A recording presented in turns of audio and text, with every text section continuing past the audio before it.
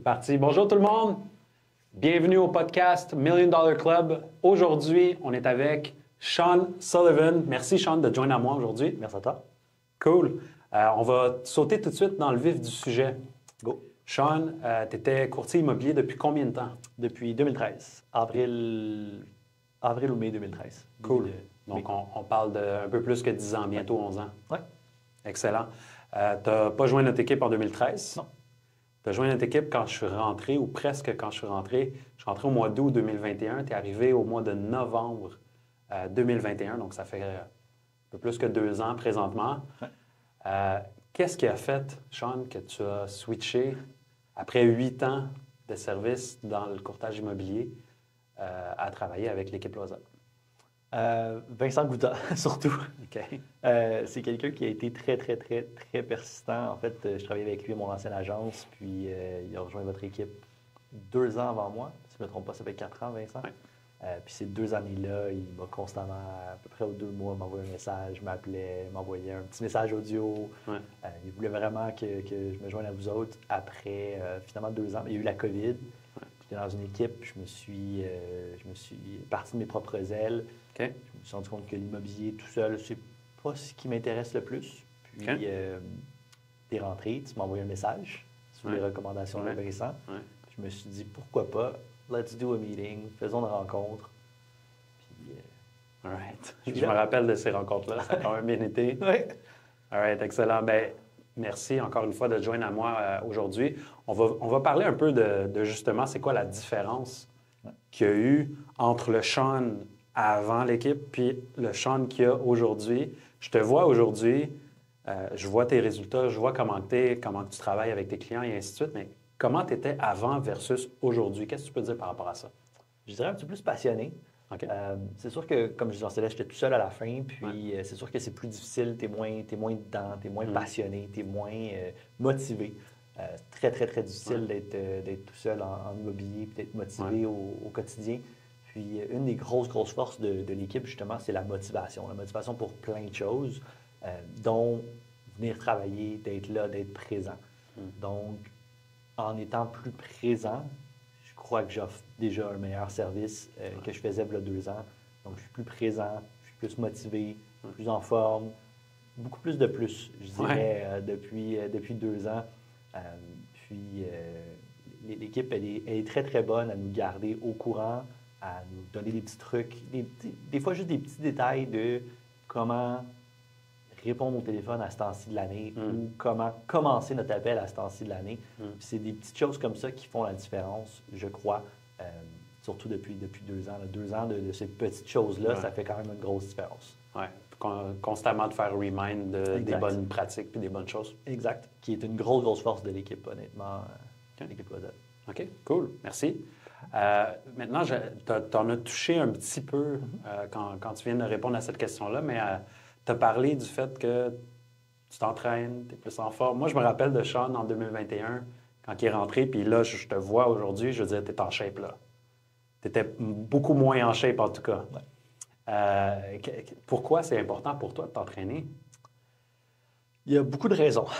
Puis là, je sais que ma copine va être très contente du sujet. Il y a beaucoup de raisons. Le premier, c'est la vivacité d'esprit. Okay. Puis c'est pas une blague, là. C'est vraiment, je trouve que tu es plus alerte, tu es plus motivé, tu es plus dedans quand tu es dans ta meilleure forme physique.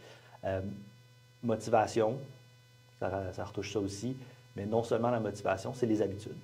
Donc présentement, je fais un petit défi avec un autre membre de l'équipe, Sheldon, puis on doit faire 30 minutes à tous les jours. Pour 1 an. C'est ça notre défi. On a commencé en no excuses. Pas d'excuses, 30 minutes. 30 minutes, tu n'as pas d'excuses pour 30 minutes. Aller faire un full workout au gym où est-ce que tu vas faire des poids et tout ça, des fois, ça peut ne pas te tenter, mais pour 30 minutes, on n'a pas d'excuses. On a aussi des étirements. Ça peut être un 30 minutes vraiment de stretching, mais maximum 2 fois par semaine. Donc, on a des petits standards, mais quand même. Donc, exact. Okay. Pour que pas que ce soit trop facile. Voilà. OK. Mais quand même, c'est juste de créer l'habitude. Puis on se dit, si pendant 1 an, on fait 30 minutes, puis après ça, ça ne sera pas juste 1 an. Ça a fait 3 mois hier, puis je ne l'ai même pas remarqué. Donc là, je regarde la date parce que je me rappelle du 13. Mais c'est ça, c'est pas... c'est pas la date qui est importante, c'est juste l'habitude. Donc, de garder Ouais. cette habitude-là pour, de un, être plus en forme, de bien rentrer dans nos suits, d'être confortable. D'être confortable autant dans la tête que dans le corps, c'est la base. C'est bon. Puis je t'ai même déjà entendu le partager à d'autres membres dans l'équipe. Tu partages beaucoup dans l'équipe, tu partages beaucoup de ton knowledge. Je veux dire, ça fait quoi, 10 ans que tu es dans l'immobilier? Donc, c'est sûr que tu en connais un petit peu plus que quelqu'un qui vient de commencer. Ceci dit, tu es aussi très souvent présent dans les coachings de l'équipe. On en donne 3 par semaine. Des fois, c'est un peu difficile d'être là à tous les meetings possibles. C'est pas impossible que tu en manques quelques-uns, mais je veux dire, tu es là très souvent, puis c'est important pour toi d'être là. C'est aussi important pour toi, de ce que je vois, moi, de partager ce knowledge-là avec d'autres courtiers dans l'équipe. Je vais te poser la question très simplement. Pourquoi? Bien, il y a 2 parties à la réponse. Fait que je vais commencer avec pourquoi je suis là au meeting de l'équipe. En fait, je le disais tout à l'heure, c'est une des forces. Honnêtement, il y a 3 meetings par semaine, comme tu dis. Il y en a des obligatoires, il y en a qui ne le sont pas. Pour moi, ils sont tous obligatoires. Il n'y a pas une fois où je suis sorti d'un meeting et je me suis dit « Ah, c'était une perte de temps ». Des fois, c'est quelque chose de nouveau que je vais apprendre. Des fois, c'est un reminder. Des fois, c'est des bonnes pratiques, des bonnes habitudes. Je disais tout à l'heure, des petits détails de comment parler aux clients, comment répondre au téléphone. Des fois, c'est juste de faire des petits changements, des questions ouvertes, des questions fermées, quand c'est le temps, quand c'est pas le temps. Donc, c'est toujours du positif. Donc, c'est pas difficile d'être là au meeting. Puis même des fois, je vois le nombre de personnes qui sont là, puis je comprends pas parce que s'ils portaient attention, ils seraient encore meilleurs que ce qu'ils sont présentement. Mais pour moi, je gagne toujours quelque chose à ces meetings-là. Puis c'est une des forces de l'équipe, honnêtement. Fait que je vois pas pourquoi je serais pas là. De l'autre côté, ma carrière, j'ai toujours été habitué à être une éponge. Donc, d'absorber le plus possible d'informations. C'est toujours comme ça que j'ai été, que ce soit quand je commençais où j'allais à plus d'inspections, le plus de visites possibles, ou le plus de remplacements, le plus de visites libres. Je voulais voir les autres courtiers faire. Je voulais savoir comment ils parlaient, qu'est-ce qu'ils faisaient, qu'est-ce qu'ils regardaient, comment ils approchaient certaines choses. Pour moi, c'était important d'en apprendre le plus possible. Donc, en faisant ça pendant 10 ans, tu apprends des trucs, tu apprends des détails.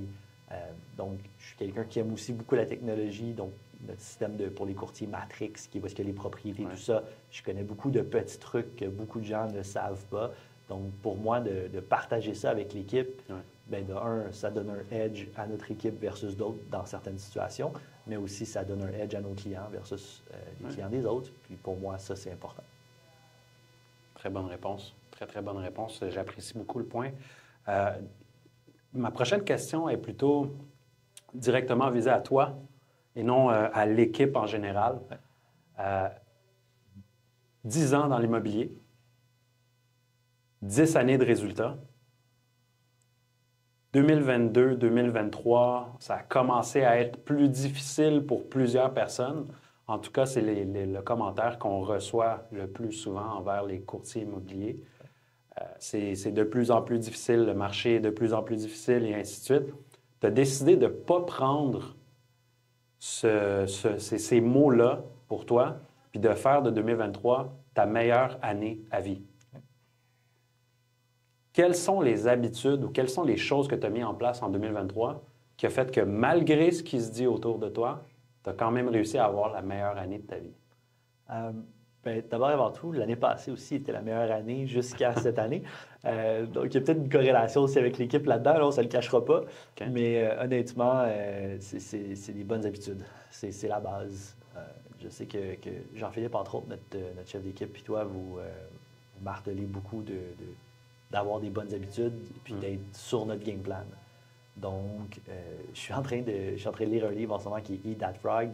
Puis justement, dans le livre, il dit, je l'avais partagé à l'équipe, le goals are the fire, are the oil to the fire. Attends, répète ça comme il faut. Là. Donne ça à la caméra. Là, donc, goals are the oil of the fire of achievement. Donc, c'est ça qui fait que le feu grandit. Bien, c'est tes objectifs que tu as dans ton visage, que tu vois.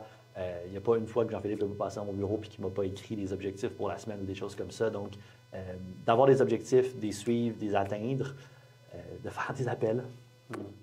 C'est la chose qui est le plus difficile pour beaucoup de courtiers, dont moi, qui est un peu limite introvert, là, qui est plus introverti, qui préfère ne pas déranger les gens.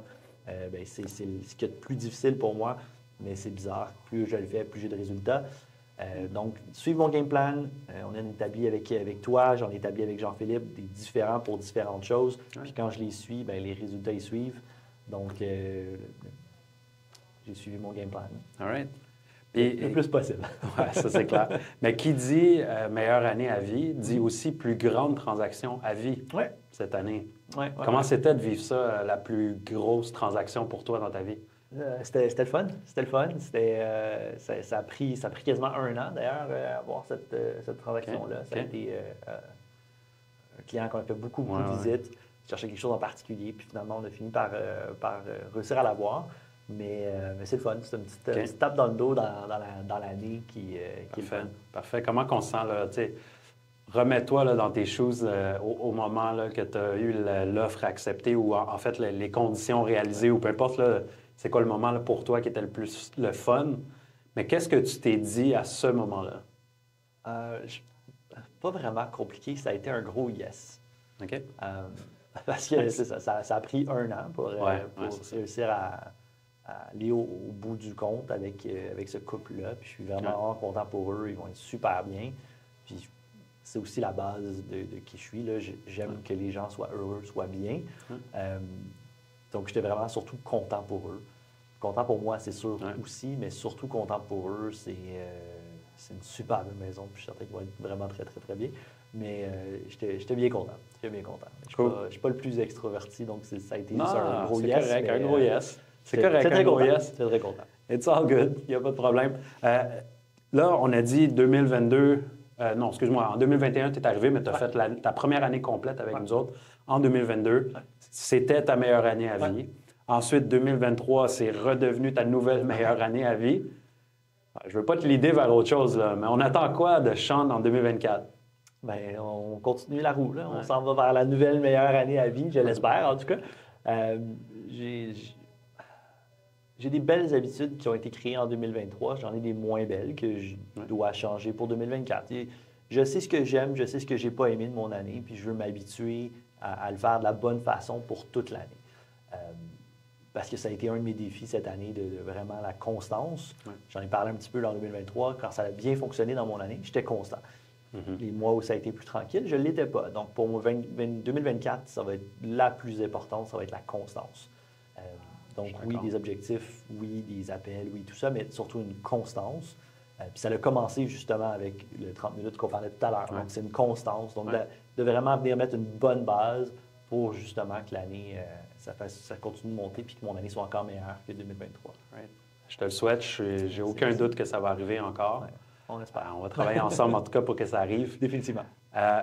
Maintenant, on va finir l'entrevue aujourd'hui, mais avec la question que je pose dans tous les meetings. Donc, en gros, si tu peux regarder la caméra pour cette portion-là, puis de parler à un courtier qui vient de commencer pour débuter. Puis après ça, on va aller avec un courtier qui a plus d'expérience, mais qui est en train de struggle un petit peu là, dans son année ou dans sa carrière actuellement. Donc, quels sont les conseils que tu as à donner, numéro 1, à un nouveau courtier dans le domaine de l'immobilier? Bonjour, nouveau courtier. Mon premier conseil va être, je l'ai parlé tout à l'heure, la constance. Donc, sois constant. Peu importe ce que tu fais, fais-le avec constance. Trouve ce que tu aimes et fais-le constamment. Donc, que ce soit des appels, du porte-à-porte, envoyer des messages par la poste, peu importe ce que c'est, fais-le constamment. Premier conseil. Deuxième conseil, prends ton temps de le faire comme il faut. What you do it nicely, do it strongly, do it 100%. Sois vraiment focus quand tu fais quelque chose. Crée des bonnes habitudes tout de suite parce que ces habitudes-là peuvent se suivre pour le restant de ta carrière. Puis, viens nous voir. On a un bon petit plan pour les nouveaux. Puis pour les courtiers un petit peu plus âgés, je dirais la même chose. Viens nous voir, puis retourne aux basics. Des fois, c'est ça, que ça fait longtemps, il y a des choses qui marchent, des choses qui ne marchent plus. Mais de retourner aux sources, de retourner à ce qui fonctionne pour nous, puis de retourner à la base, c'est le plus important. Puis encore une fois, la constance. Sois constant. All right. Donc, le mot pour 2024, Constance. constance. Sean l'a dit plusieurs fois. Ouais. Peut-être que si tu as un enfant un jour, tu vas probablement l'appeler Constance. Non, OK, ça passe pas. All right. Mais merci beaucoup d'avoir participé au podcast Million Dollar Club. En fait, Sean a fait partie du Million Dollar Club plusieurs fois cette année. C'est la première fois que je l'invite en fait à notre podcast. On vient tout juste de commencer la formule, mais pour ceux qui ne savent pas, donc le podcast est réservé à ceux qui joignent le Million Dollar Club, donc le mois suivant le Million Dollar Club qu'ils ont atteint. Et bien, je les invite dans le podcast pour parler comme Sean vient de faire aujourd'hui. Donc, merci tout le monde pour votre intérêt.